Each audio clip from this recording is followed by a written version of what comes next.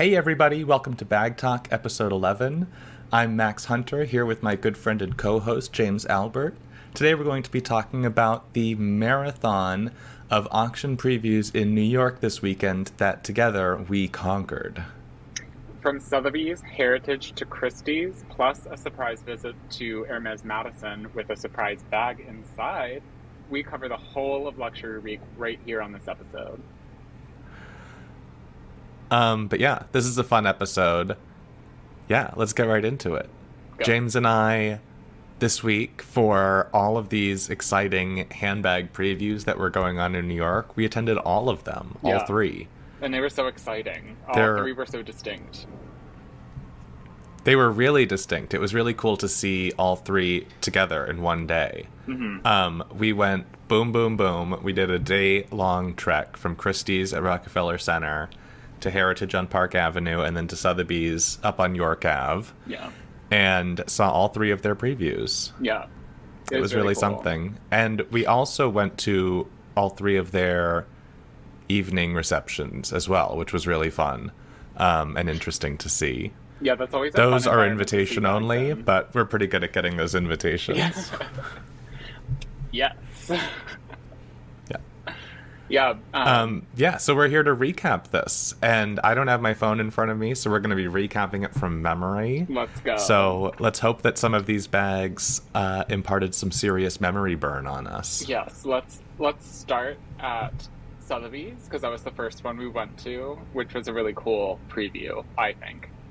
Because they had all of Luxury Week in the same place. So there was cars, there was watches, there was handbags, there was rare books, there was all kinds of different things going on. Jewels. Love the jewels. Yeah, so let's recap a couple of the really cool highlights from bags, because there were quite a few. Yeah, it was really cool to see all those cars there. I don't know how they got those cars in the building. Seriously, it must have been a magic trick. Must have been, really.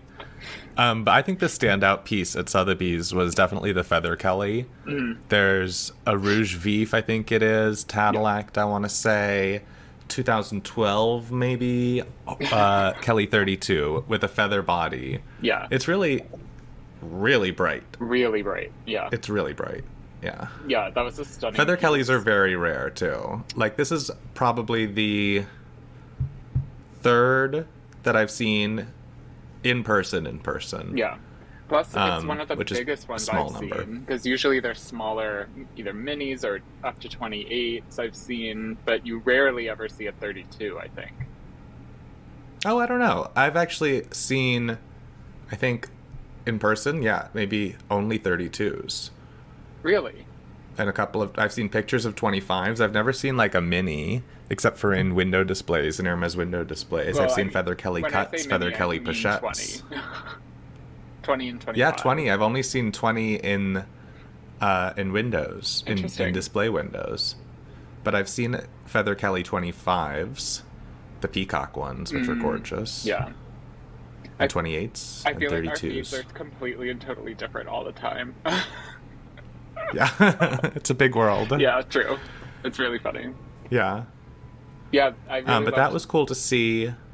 Go ahead. And it was cool that they had it out of the case, I think, Yes. because they had a few cases with, like, the Himikellys, the Alligator Cellier Birkin 20, and the picnic bags were all behind glass. Yeah. But this one was out. Yeah, out in the open. And it's not in unused condition. Whoever owned it, they used it. Mm-hmm. Like, it's got a couple of scuffs on it, which is so cool, like, to own a bag like that and use it. Yeah, definitely. Yeah. I think the reserve was 100,000. Mm-hmm. That sounds right, yeah. Yeah. Which is a little, it's up there. Yeah. But it's not crazy. Yeah. Feather Kellys have sold at auction for over 350,000. And that was a 32. Yeah. So it'll be interesting to see how this color does, because it is quite a distinct red all the way through from the leather to the feathers. So it'll be interesting to see how this color goes. Yeah, I thought the setting at Sotheby's was kind of interesting too, like the way that they had it lit. Yeah, there was like no windows, very dark, intense like overhead lighting, big posters. It was interesting. Yeah. I think one of my It's very favorite lots dramatic. from that auction preview and auction was the picnic Birkin with the wrapped wicker. Yeah, that was really cool to see. I hadn't seen one of those in person yet. Yeah, same. That's just something they started doing with like a couple of the lines of wicker that are wrapped in gold Swift leather. Yeah. So that was really cool. Just to add a little bit more work to it. Yeah, just a little more. I know we could have done a little less, but we decided to go more. Yeah. I hope they I've seen that in gold Swift, and then I saw it in white, I think, during the press preview. Mm-hmm. Yeah, I hope they continue to iterate on that kind of thing with the picnics, because with the slowdown of picnic Kellys, the mini Kellys, I feel like they need to reinvigorate that line somehow. And I think this is the way to do it. Yeah, it hasn't been slowing that much, if you ask me. I think since they pretty much stopped producing them, more or less. They did the chai. They did some with chai. I saw Kathy Hilton had one of those. But I think they're still producing them like super, super limited. So I don't know if the market for those is really slowing. But you know what I want to see is a 30 or 35 centimeter picnic Birkin. Oh, yes. Definitely. With the leather wrapping. That would be something. Yeah. Mm-hmm. I could see that. Although, do you remember seeing on Instagram those picnic Birkins with the matte alligator trim? Like, there were 4 of them in a case, maybe in FSH. That sounds and really then just familiar, recently a dealer posted up with like 1 or 2 of them. Now that's your next level picnic. Yeah. Speaking of seeing incredible bags at Hermès, should we take a quick detour for the Baguette diamond Kelly that we found? Oh, yes. Quick detour. Well, on our way between Heritage and Sotheby's, we went up Madison Avenue and stopped by the new Hermès to look at the bags, of course, to look at everything. Yeah, everything. And we almost missed a really spectacular Kelly because its back was turned, so you had to go all the way around and then notice the very special hardware. Yeah. It was, what color was that? Brick? Yeah, it was brick. Brick box. It was a brick box Kelly 25, and the hardware was encrusted with ombre baguette sapphires. Yeah. In like orange and brown and red. Yeah. It was so incredible. beautiful. So fiery. Gorgeous. And if you noticed, no shoulder strap loop on the handle. Oh, I didn't notice. Great eye, Max. Great eye.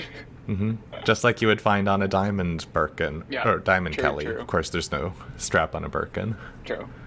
Yeah, so they had that. They also had one of those Cellier Birkins, the 30s, with the painted blue design on it. I can't remember what the design's called. Yeah. But they had one of those. Yeah, it was super cool. It wasn't a huge display they had. We saw a Rose Pop Mini Kelly. We saw it looked like, okay, maybe this was me, and I should have like asked you about this when we were there to see if you agreed. But we saw a rock Birkin, and it really looked like it was not black. It looked like it was Caban or something like that. Yeah. Yeah. Yeah, I'm not Maybe it was just the sure. lighting. Who knows? It could have been, because there was a couple of bags where I was like, is this Vert Anglais or is this indigo? And it was just black, or it was just whatever. Yeah. So it's all up to the lighting. I mean, those stores are never naturally lit well enough to be super accurate, especially from far away. So I always have to look up close with the stitching and the resin, and maybe sneak a peek at the tag if I can see it. Oh, if you can see the tag. Not on bags, but on other things. You can see tags. Yeah. So I enjoyed that little pop-in. Yeah, that was fun. Yeah. After that, we went to Heritage, and they had their preview in a little vitrine on Park Avenue, full of glass. Everything was sitting on glass shelves and glass cases, everything behind glass. Yeah. Lots of lights, lights reflecting off of the glass. It was quite beautiful, actually. Yeah, it's a really fun space. Yeah. I really like what they've done over the years with their new acquisitions of space, because I think they're using it really smartly. Yeah, when I was at their evening reception, I ran into Greg Rohan, the president there, and he was telling me that they're renovating that whole half block into a new, street level space, which is going to be beautiful. Yeah, that's fabulous. Yeah, so that should be cool for their future New York auctions. Yeah. I just love going to their events. Yeah. I think I met, some people there that I've talked with online and have never actually met in person, which is like the fun community building part of this market. yeah, that's always my favorite part. I think my favorite lot from that preview was definitely the Hima that was really low in its estimate and reserve. Had some condition issues, but a really cool opportunity to buy. Yeah, I mean, it's currently, I think I looked today, it was at like 31,000, which with the buyer's premium and everything is still like less than 40. Yeah, it's incredible. And that got me thinking, like, there must be something really wrong with it. And when we saw it in person, there really wasn't. Like, the Not corners really. looked good, the interior was great, the hardware wasn't that scratched. Yeah. The handles weren't that dark. It looked surprisingly good in person. Yeah. That's why you got to go to these things and, like, look at the bags IRL. Yeah. It's always more accurate Yeah. because descriptions and condition rankings are always very subjective. So they can standardize it as best they can, and they do a really good job at it. But you might have a different definition of very good condition or excellent or pristine. Yeah, So you might see something and be like, this is fine. I love this. Right, What are you talking about exactly. condition for? Yeah. Right. Mhm. Or the opposite, where No, you one thing think it's there gonna that be really good and caught then it my drops. eye. Sorry, what was that? Or it can be the opposite in the condition sense. Oh, yeah, totally. You think you're gonna love something, and then you're Um, like, oh, actually, I don't think I can deal with this much wear. Yeah. Yeah, I've definitely had that happen too. But one bag that really caught my eye there that I didn't notice at all in the online listings just because, like, the photos don't do it justice. There was that gorgeous Miel shiny Perosis Croc Birkin 35 with the gold hardware. Delicious. It was stunning. such a good Gorgeous. shade. Like, as much as I like That's such a good shiny color. Croc and alligator in jewel tones and classic black, Miel is just that. It's one of those just delicious colors for shiny Croc. Honey. Beautiful honey. Truly honey. Oh, I thought you were like Honey. Yeah, I thought you were. Yes. I didn't realize you were actually like making a color reference. For those who don't know, Miel is Yeah, so it was honey in double French. entendre. Yeah, I get it. I hate that I get it, but I get it. Oh, yeah, that was an unexpected beauty to find, for sure. Yeah, so good. Yeah, but they also only had highlights on display. Yeah. Although with both of these places, Sotheby's and Heritage, if there's something you want to see, you can ask them, beforehand to make an appointment and see, I think, pretty much anything. Yeah, definitely. Yeah, for everyone who doesn't already know, this auction is actually going to be based in Dallas, but you can bid online from all over the world. So this was Yeah, kind the of Heritage unique. one's the only auction that's still live. Yeah. They do a live auction in Dallas. Yeah. Unlike Christie's and Sotheby's, which it'll just be timed online. Right. And those timed ones are interesting because even when Heritage does timed auctions, for example, it closes one lot after the other. Right. And the bidding just continues on each lot until the bidding stops, and then it closes and it goes to the next lot. Yeah. But with Christie's and Sotheby's, each lot ends at a predetermined time, whether or not the previous lots are still going. Yeah. So if you're bidding on like multiple stuff that's really close together, sometimes you have to have like multiple tabs open and like keep your eye on a bunch of stuff to watch for extended bidding. I much prefer the Heritage way, where it's just one after the other. It takes longer, but I don't mind watching. I love this stuff. No, and I think that there's something nice about being able to slow down and kind of go lot by lot like that. Because it, like you said, it gets pretty hectic, and I can't imagine there aren't opportunities missed by these auction houses by doing it that way. Yeah, because if you're watching lot by lot, sometimes you won't realize what's going to go low, and you'll see something and you'll just jump in. Right. But if you're just setting an alarm for, some predetermined time when the one lot you want's going to sell, you're going to miss, some other opportunities in all likelihood. Yeah, exactly. Yeah. So anyway, another difference too with Heritage for this auction is they did away with estimates. Yeah. Very all they posted and all they published were reserves or starting bids. What do you think about that strategy? 'Cause Which is I fascinating. think it's a great strategy to not have people drop off too early. Yeah, I love it. Like, why would you give people a ceiling? Yeah. To say, you know, oh, now you're spending too much on this, you're over the estimate. Right. I think that's brilliant. Mm. Yeah, I think it'll give us a more and that also accurate really view of the market value of everything, too. Yes. Versus, like... It says to the market, like, what are you going to pay for this? Exactly. Versus, you know... Not, here's what it's worth. Yeah. And or this is what we project that it's worth based on auction history. Because as we know, things can go fluke up or down pretty easily, just depending on who's in the room, who's online, all of that jazz. Yeah, I think this is a really interesting development. So it'll be interesting to see what they go for. Yeah. I bet they have internal estimates for likely. You know, for projecting purposes and things like that. Right. Yeah, and also measuring how successful the sale was suspected to be versus what everything hammered for. All of that is very good internal information for the auction houses to know. Yeah. But after we went to Heritage, we walked down Fifth Avenue, which this time of year, oh my God, and it was beautiful. Past the Bergdorf's windows, which we caught around. Glimpses of. We basically had the entire street for ourselves. It was amazing. Christie's is located, like, right next to the tree at Rockefeller Center.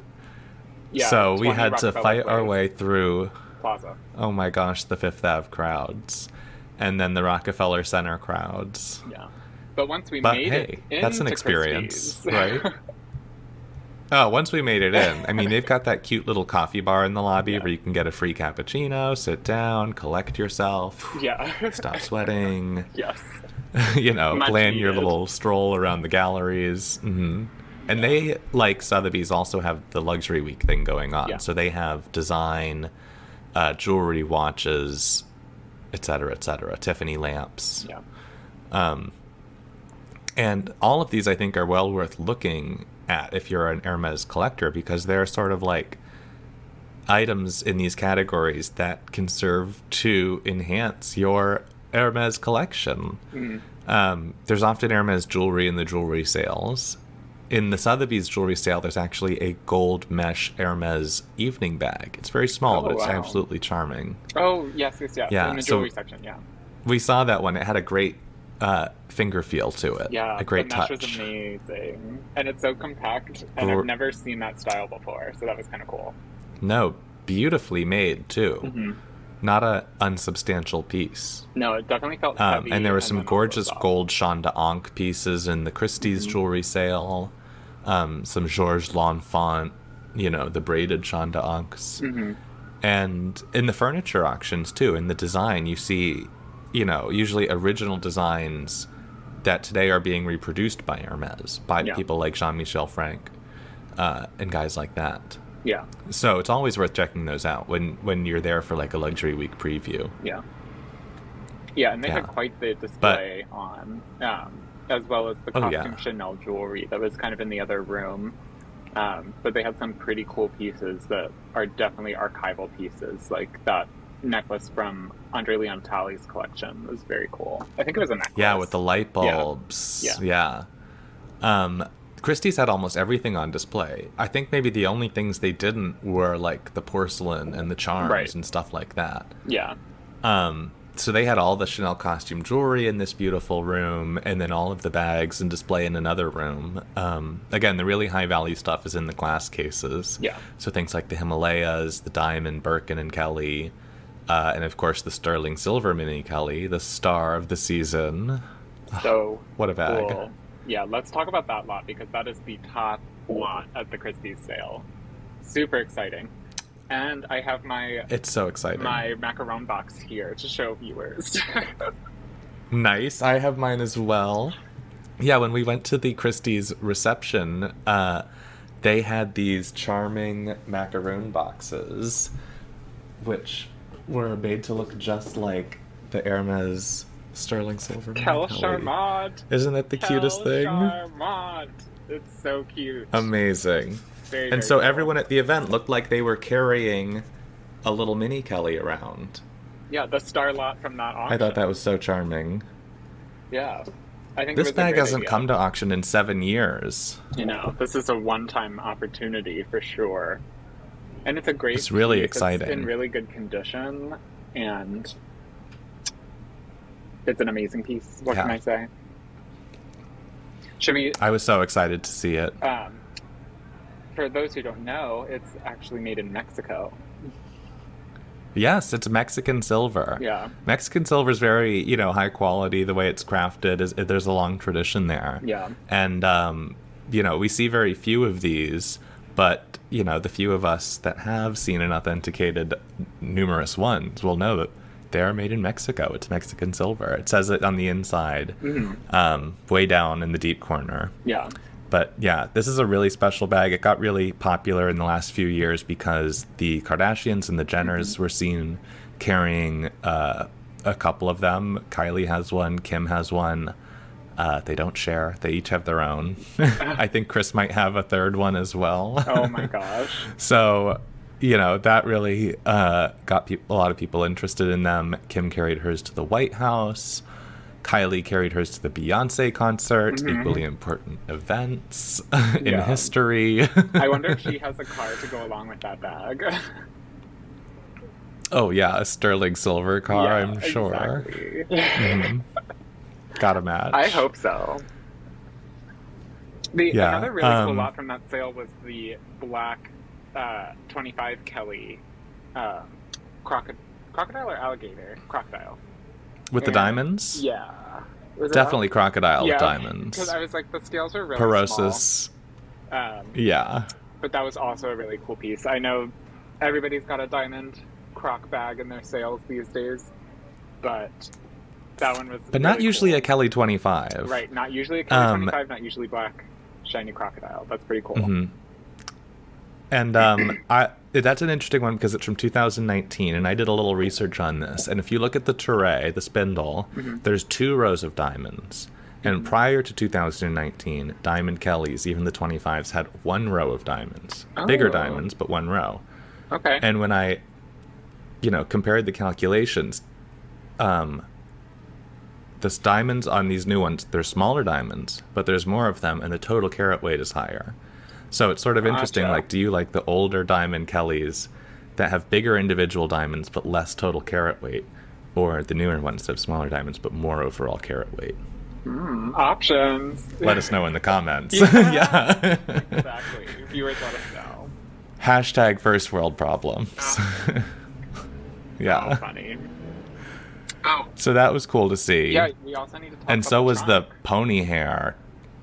Oh, well, there was a gorgeous, gorgeous trunk in this Talk about the Christie's trunk, auction. Because you know more about it than I do, but I was fascinated to hear all the details. Fascinated. The specialist there, Paige Rubin, was telling us all about it.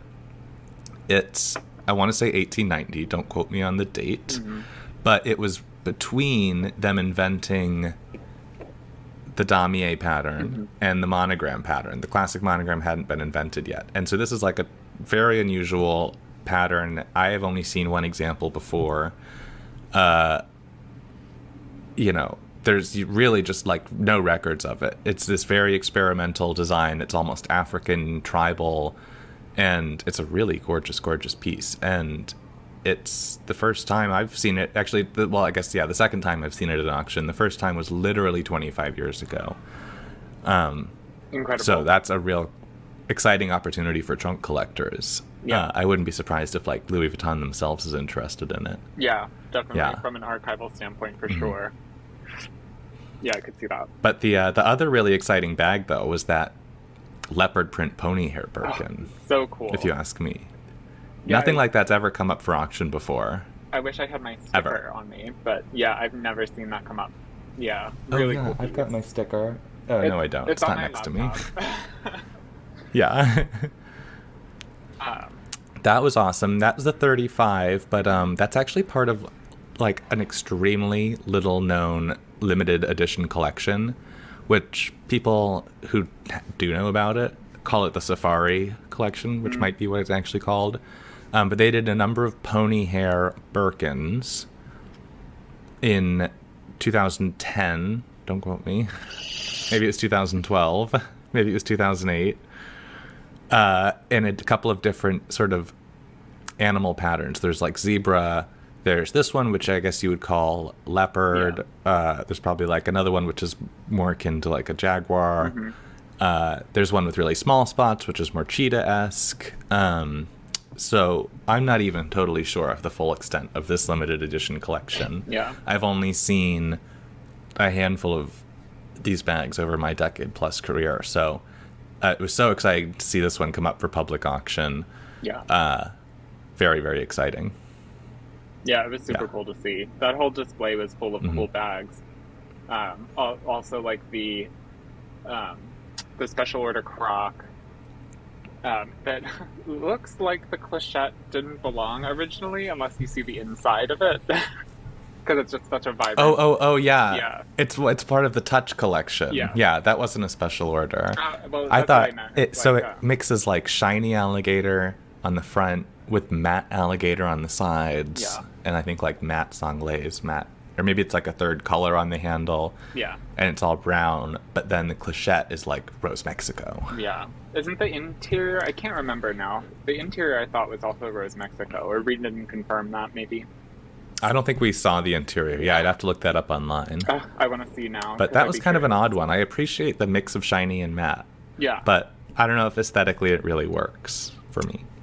Yeah, I think the Rose Mexico throws it off. But I do like the idea of matte and shiny together, especially if they're the same color or really complementary colors. I feel like it wouldn't work with the clown bag combinations. Where the colors no, are like that would be so fighting. bizarre. Well, you have the colors gosh. fighting, and then you also have matte versus shiny fighting. I think that would be a lot. But of course. I don't know. I'd have to see one. Yeah. I don't know about that.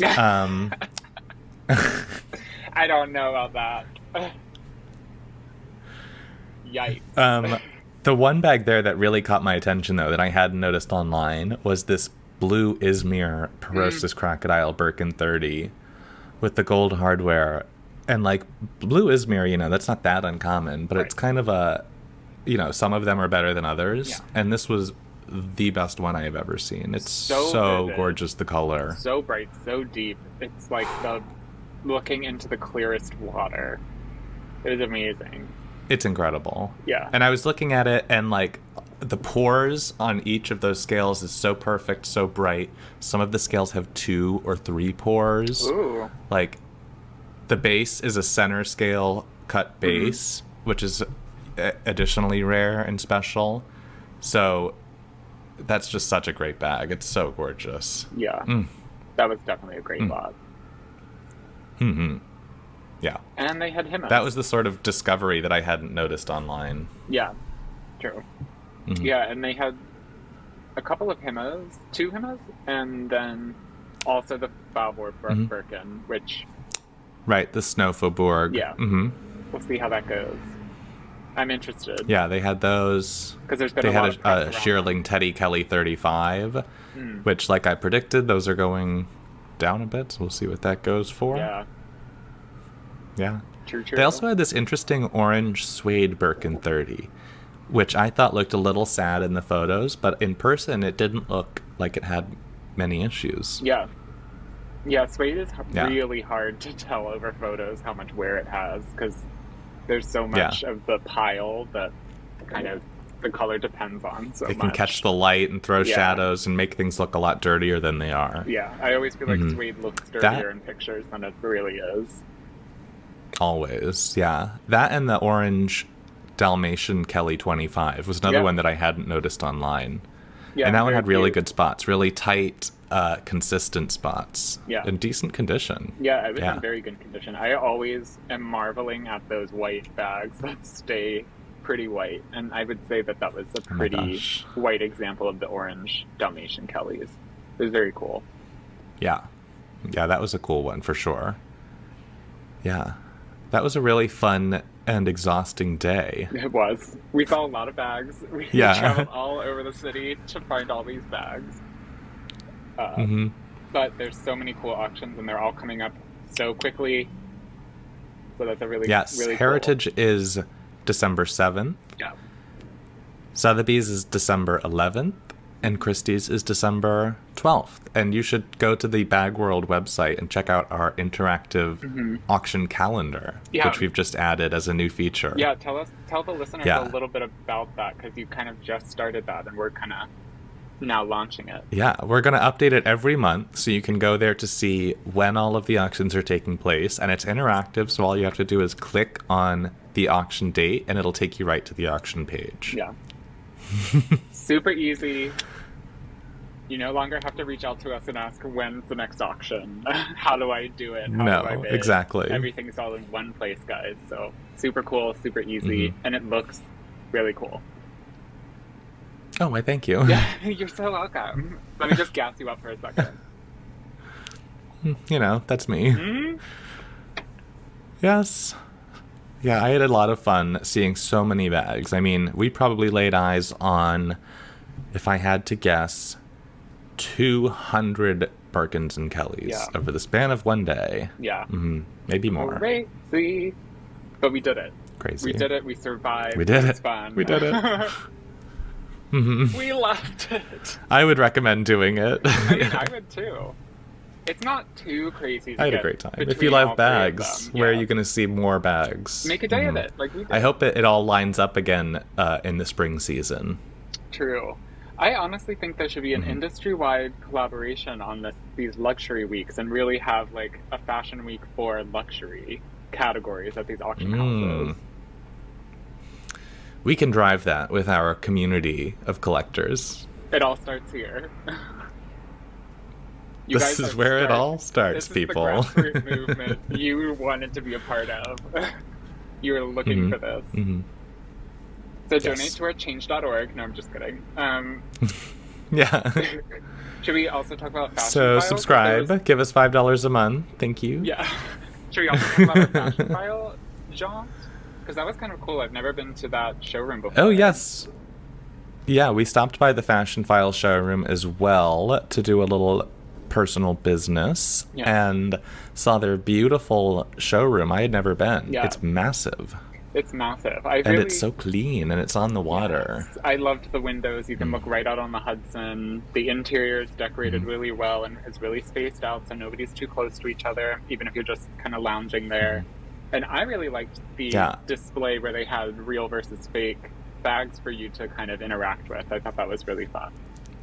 So yeah, that was cute. They had a real and a fake Louis Vuitton Speedy and Chanel Caviar double flap. Yeah.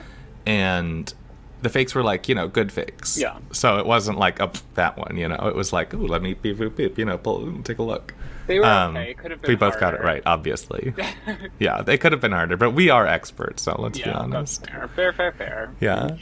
But it was really cool. The windows out to the river were gorgeous, but I was actually more interested in the windows into the warehouse, into the cage, where you could see everything that was stored. I thought that was so cool. Yeah, you could see their storeroom, you could see their photography happening, all of the different parts of the process. Even shipping, you could watch it all through windows. It was really, really cool. Yeah, super transparent and really cool to see kind of how the sausage was made there. And I really liked it wasn't working. They were using it as a display, but the conveyor belt in the front, I was just like blown away. That was cute. It was so cute. I wanted to see it. It's very kind of cute. To describe it for everyone, it's kind of like one of those airport, obviously luxury version, but airport ones where it kind of goes to the back and for your comes luggage. to the front. Yeah, so you can kind of have a rotation of bags on there. That's kind of cool. Loved a little carousel. Yeah, it was really cute. Little carousel action. Trade quiche. Super cute. Trade quiche. Trade quiche indeed. Yeah. Yeah, that was such a fun adventure. The whole thing. Yeah. Truly. Nothing better than bags IRL. Nothing. I have nothing to add to that. Well, then that does it for our episode, folks. Thanks for listening, everybody. I hope you enjoyed the episode. You can find BagTalk clips and more fun stuff on our TikTok, Instagram, YouTube, and Facebook. So find us over there, and we'll catch all you handbag girlies next week. Bye. Bye.